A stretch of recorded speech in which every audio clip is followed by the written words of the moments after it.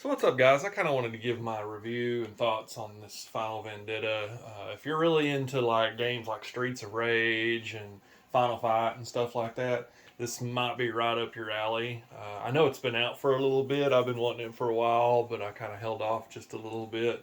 And I was talking to the publisher and everything about it, and they gave me a key to it and everything. So I've played through it on casual and stuff like that. I've spent a little time with it, kind of learning the ins and outs and stuff like that. So anyway, you can start the game in arcade mode. There's a boss rush mode, training and stuff if you want to get used to the moves. One thing I do really like about this game is that it's got that arcadey feel to it, but at the same time you have like a ton of moves and stuff like that that a lot of these older games didn't have. Like Final Fight, you have a few, two or three moves and stuff like that, punch, kick, special, and all that. But in this, it's like with combos and stuff like that. It's really fun. You get a block button and everything. You have a super button down at the bottom that you can build up like that. And then whenever you use your super, it doesn't take away on your health, which is a really cool feature that I wish a lot of the older games in this genre had. That's just a genius way of doing it. Building that up, it keeps you from using it all the time, but it also lets you use it when you need it without having to take away your health and stuff like that. And that's for every character. It's not just this one. It's not like just a special that this one character has. So going on with the rest of the game, I think the enemies are a little bit repetitive. I think the backgrounds, they don't have a whole lot going on in the backgrounds and stuff like that. So games like that are newer, like Streets of Rage 4 and stuff like that, have a tendency to show a little bit more flair in the backgrounds and stuff. I think the graphics are really good for what this is. I found out that this was a two-man team that pretty much did this. You had guys that did the art and stuff and everything, but as far as the developing and all that kind of stuff.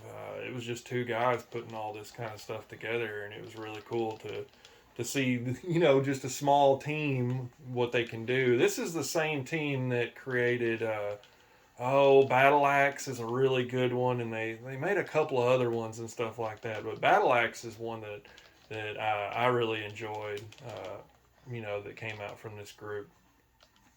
And like I said, I've really been looking forward to playing it. It feels a lot like Streets of Rage, and the music is really good. It's not on par, I don't think, with like Streets of Rage. It's pretty jazzy and stuff like that. There are some dance, numbers in it and stuff like that. There's a dance club stage in it, just kind of like Streets of Rage and everything. But I'd probably give the music in it and the audio somewhere around like a 7, 7 out of 10. The graphics somewhere the same, 7 out of 10. They could have done a little bit more. Like I think this one character here, she looks a little stiff when she's walking around, and I don't like when you kick how it's got that little move attached to her foot like that, showing that off like the same color as her boot. I wish it was like a different color so it didn't go in with her. But I understand why they're doing that and stuff. Like, it just kind of looks a little funky to me, in my opinion. Uh, but the game has a lot of moves. The grabs, the supers. You can do combos and stuff like that. There's run moves, there's run attacks, there's jump moves, there's jump attacks and stuff like that. So it's not just, two or three attacks, which is cool. Uh, like the old Final Fights and stuff and the old Streets of Rage have. There's the run button. Your boss battles, instead of like running through the stage and just being at the end of the stage, like you come up on it, it segues to it like you just saw. I'm enjoying it. I've played through it on casual a couple of times, and if I had to rate it, the entire game as a whole, I'd probably give it somewhere between, again, a 6 or a 7 out of 10.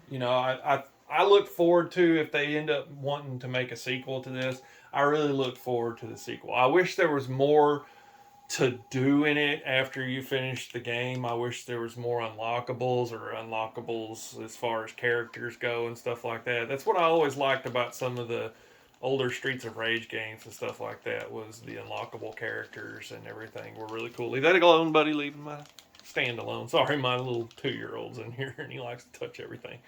But that's pretty much my big takeaway, is that I really wish that it had a little bit more replay value as far as the unlockable characters.